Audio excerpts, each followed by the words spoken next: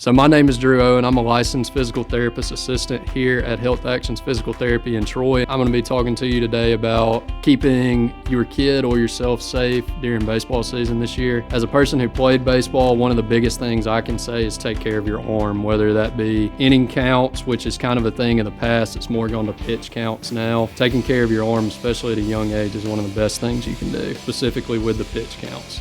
The next best thing, and you'll hear a lot of doctors recommend this now, is rotating sports. So not staying specific to one sport for extended periods of time. And the next thing I would say is really taking advantage of recovery. Our bodies really have to recover during seasons, especially while we're playing, even if that means phasing out of the weight room, phasing out of working out.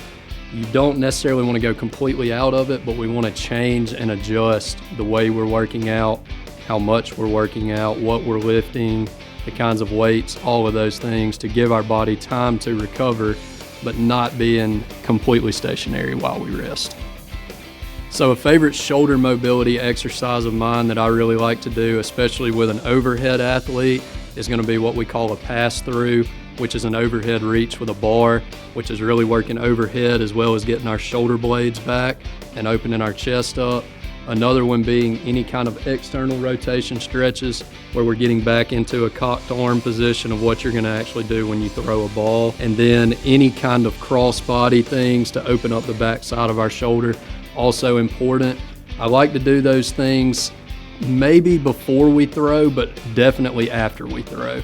I favor a more dynamic side and approach before we play, but those things definitely afterwards to keep things mobile after we throw. My favorite quad exercise is actually an eccentric step down, which is training decelerating as we're coming down to the ground. A lot of times we think about pressing up in a squat, we think about pressing out into a leg press. We don't think about controlling our body as we lower ourselves down, which is very common in any athletic movements we do. We have to be able to control and decelerate our body, which is a completely different contraction in the muscle, but one that I work with a lot of my patients. My best suggestion for warm-up, specifically in an athletic standpoint, is going to be a dynamic warm-up. So a lot of times, if you played sports growing up, speaking to our parents here, we saw everybody bend over, touch our toes for 10 seconds, reach across, reach back, things of that nature. I'm really in favor of the dynamic warm-ups. So walking and touching our hamstrings, kicking our legs out in front of us,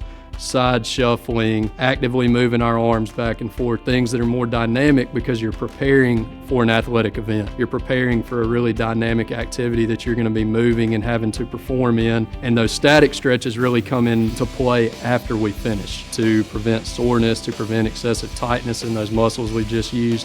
But beforehand, we want to prepare dynamically. So whether you hurt yourself on the playing field or you hurt yourself working out recreationally, or you're just having general aches and pains, we would love to help you work through it here at Health Actions Physical Therapy, where we will help you feel better, move better, and live better.